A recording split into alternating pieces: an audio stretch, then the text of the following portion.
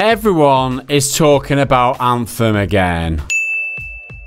Why did it fail? What went wrong? And who actually gives a shit anymore? Just some of the questions being asked. In what I'm dubbing the Bob Dylan of video game news articles, Jason Schreier of Kotaku published an article yesterday that pretty much answers all those questions. Apart from, well, who the fuck gives a shit anymore? Because obviously people do. As soon as I see Anthem, I'm just like, oh god, just fuck off.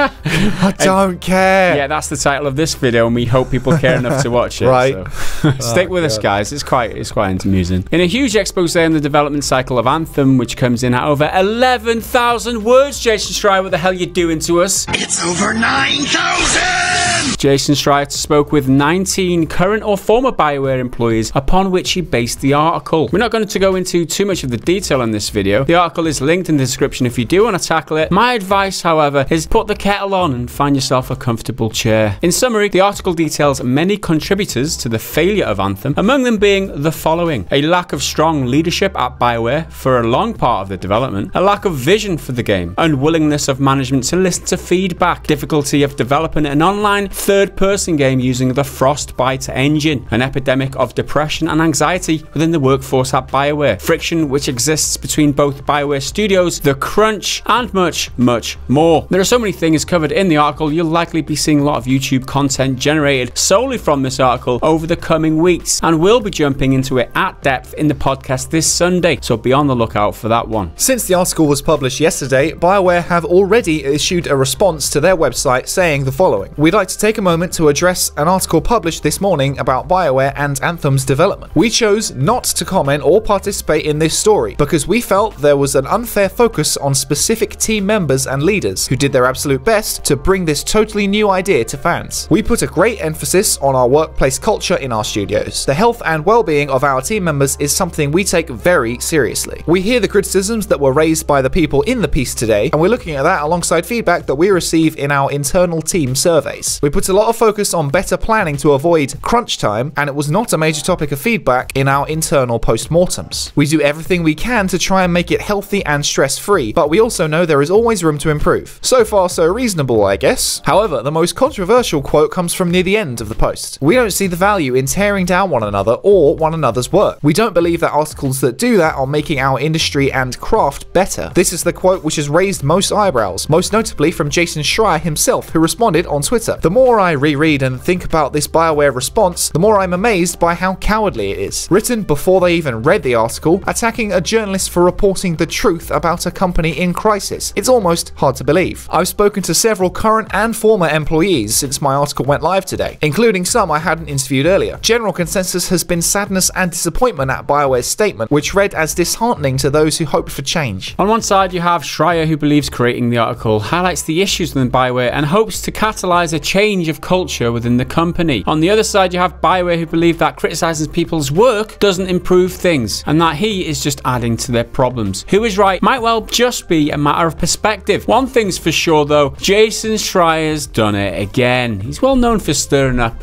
a bit of controversy and unearthing all the negativity that happens within game development studios. He recently did the Rockstar expose on the crunch at during Red Dead Redemption 2. Yeah. So he's well known for doing this kind of stuff, and apparently developers, individual developers and people who work at companies trust him. All right, he's being fed information on an anonymous basis here.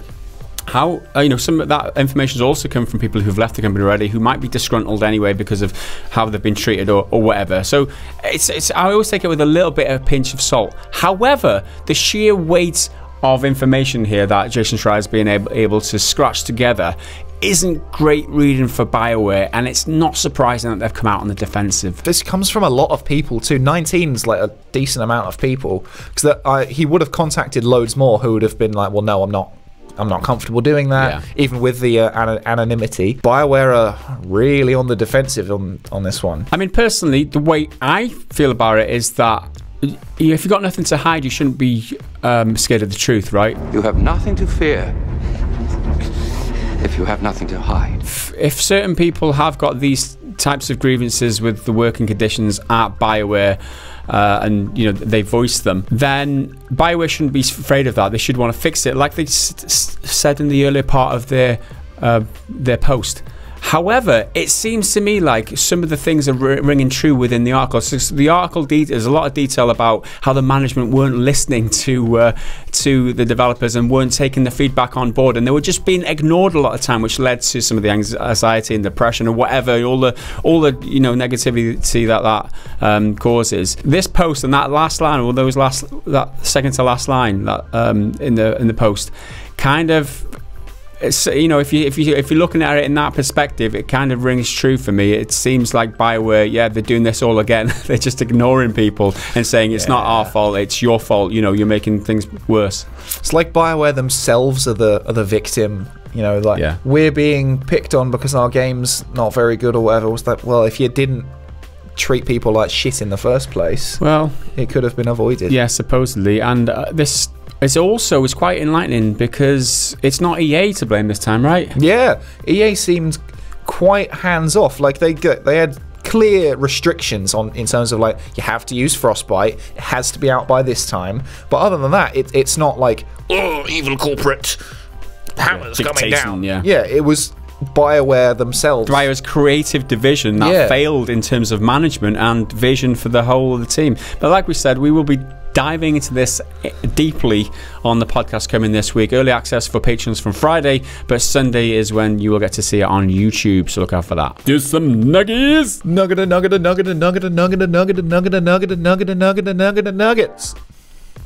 That's enough of an intro, right?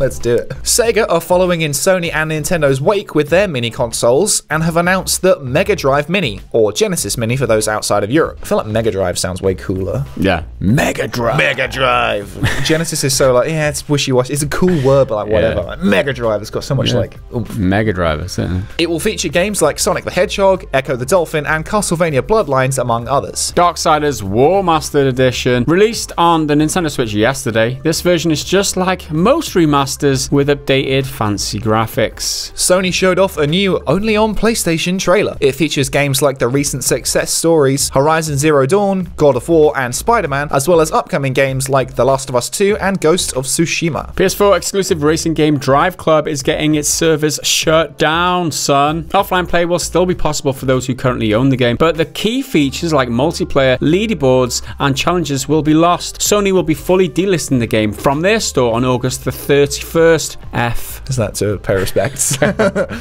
F. The realistic medieval RPG Kingdom Come Deliverance is getting a complete edition featuring all DLC on the 28th of May. It includes the Treasures of the Past, From the Ashes, The Amorous Adventures of Bold Sir Hans Capon, and Band of Bastards expansions, and will be called the Royal Edition, not the Royale Edition as I first read it. I was like, oh god, the blood, another one.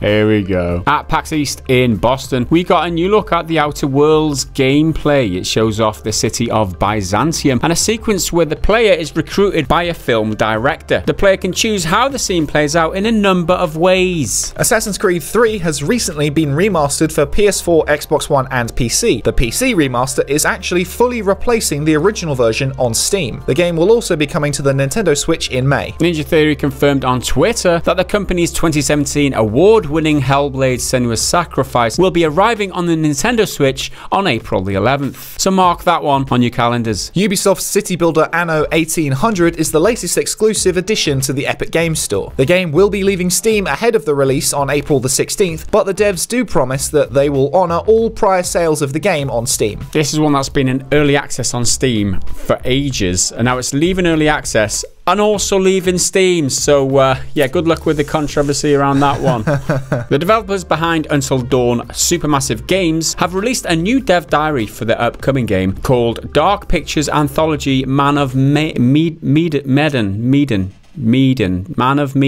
think. Medan, I think it was. It focuses on the way they recorded and produced the ocean effects and the boat physics. The fan favourite new mode for Devil May Cry 5, Bloody Palace, launched this week and had a trailer to go with it. The mode challenges players to advance through increasingly difficult battles to get the best score. On April the 1st, that's April Fool's Day to me and you, Reddit moderators of the r/games subreddit shut the forum down for the day. This was done in protest to the toxicity found on the site and sought to raise awareness of the issue. Borderlands Game of the Year Edition releases today. It's available on PS4, Xbox One and PC and will feature all previous DLC. The game, formerly known as Project White, has been announced as Darkborn. We got a full 16 minutes of gory first-person stealth action gameplay in a video released yesterday. And that's it for your Daily Nuggets for today. We'll be back again on Friday with some more juicy gaming news nuggets. Now, it's time for a joke. Henry? Take it away, Ernie. Yeah, take it away, Ernie. It's going to be a bumpy ride. So this is from the Discord and a chap called Jason Jackson, not a regular contributor. So Respect, good Jason. for you coming into the bullpen that is the Bad Jokes channel. I've accidentally swallowed my cat's tablets. Don't ask meow. Oh, he's starting us off starting strong there. Oh, I like Good that. on you, Jason. Next up, Borderlands 3 was announced last week by Mr. Randy Pitchford during the PAX East event. There was no release date announced at the time. We were told to expect more information today, April the 3rd. However, on Monday, Borderlands Twitter account accidentally tweeted the release date of the game, supposedly coming on September the 13th. Now, whether this was an elaborate April Fool's joke or not, the tweet has since been deleted. And at the time of recording this video, we still don't have a confirmed release date yet, but if it does get announced while we're editing the video, we will put it up on the screen for you right now. Randy Pitchford has also been busy trying to preemptively deflect any potential backlash to the game being an Epic Store exclusive. He tweeted, 2K/Take-Two has exclusive publishing rights for Borderlands 3 and makes all decisions regarding price points, territories, distribution, and platform partnerships. Please direct all inquiries regarding any of those topics to 2K. We are just the talent. I fucking love that. Like, please direct all inquiries to somebody else, as in completely washing his hands. It's not my decision. There's no solidarity there. There's no like, we are part of this company and we're a team. It's like, no, they've made it. Whatever decision you're angry about, they've made it. Please direct all your... it's what a slimy little... I don't know. It's just... I mean, like, I get it. He's like, I don't want to have to bear the responsibility for someone else's decisions, but you're kind of meant to be a team. You're meant to be like, we're all in this together. I don't know. He's such a slimy little bastard. I'm sorry, Randy. I want to like you, Randy. I want to like you because your magic tricks aren't that bad. They're a bit cringy, but I mean, we're all a bit cringy. You like what you like. Good for you for having an interesting hobby. Like, it's a conversation starter. You go to a party with Randy, he'd be like, I can show you magic. That's why he does it. You can tell that's why he does it, right? It's an icebreaker. I mean, look at his face. I mean, he needed something to attract the women, didn't he? Oh, that's hard. Look at his shirts, man. I mean, the fashion is pretty bad. I love that he says, we're just the talent. Yeah, we're just. We don't make the decisions. We're only the most important people in the game, but we don't get to do anything about it. Yeah. As a customer, I'm happy to shop in different stores. I already do. I've bought games from Xbox, PlayStation, Switch, Steam, Origin, GOG, Humble, Uplay, Epic, and other stores. To me, exclusives are fine when they come with advantages and when they are short, say 6 months. This seems almost certain that Randy is trying to avoid much of the backlash like Metro Exodus got following their Epic Store exclusivity announcement. And for all we know, while we're recording, they're preparing to announce all this stuff, so it's probably confirmed by now.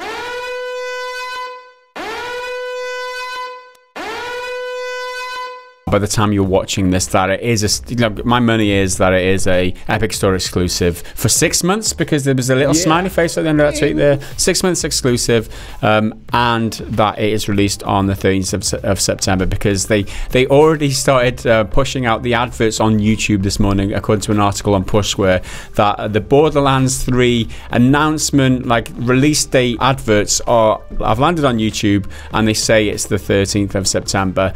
So they just got to be a little bit cleverer about announcing dates. A total and utter shoot themselves in the foot in terms of trying to hype up some sort of a announcement day. But there you go. They've kept it secret for so long, and then when it comes to actually announcing the date, they've screwed up big time. So yeah, in the space of not knowing there was a Borderlands 3 to knowing there's a Borderlands 3 to finding out when it's coming out to not knowing when it's coming out. Yeah. It's happened in like a week. That's Randy Pitchford for you. I blame Randy. I mean, he'll probably send another tweet tomorrow saying, for all of you concerned about when the date was releasing, I'll be, the consumer PR people deal with all the tweets, and you can divert all your inquiries to them about when it's actually announced. Before long, it's going to leak that it's exclusive to Stadia or something. Then they'll just delete that. Yeah. Is there anything else that you want to wash your hands of, Mr. Randy? You're going to blame your wife for dressing you in that shirt or whatever? She definitely is partially to blame. She's an enabler. Like if you're not the heroin addict, but you're giving the addict the heroin, you're part of the problem. You should tell him to stop. You think his wife bought him them shirts? I mean, no one can confidently walk into the clothing shop and be like, hey, you know what, this is all right. I'm into this. She's got to stop him. There you go. We've got Randy Pitchford pegged. So that is it for your Wednesday news roundup. We'll be back again on Friday with your Friday news roundup. As we said, the Jason Schreier story is really, really big, so we're going to be spending more time talking about it in our podcast, which will be available on Sunday for general public or on Friday for you lucky patrons. If you want to support us on Patreon, go to patreon.com/prettygoodgaming. You'll get access to the podcast as well as a bunch of other stuff. I've been Henry, he's been Gaz. We'll see you next time. Bye for now. I thought it was something a bit more crude than that, knowing you, but no. You kept it clean today. Like what? I failed to even bother. I mean, I wouldn't want to go there. Oh, your missus is pulling it while you're getting pegged.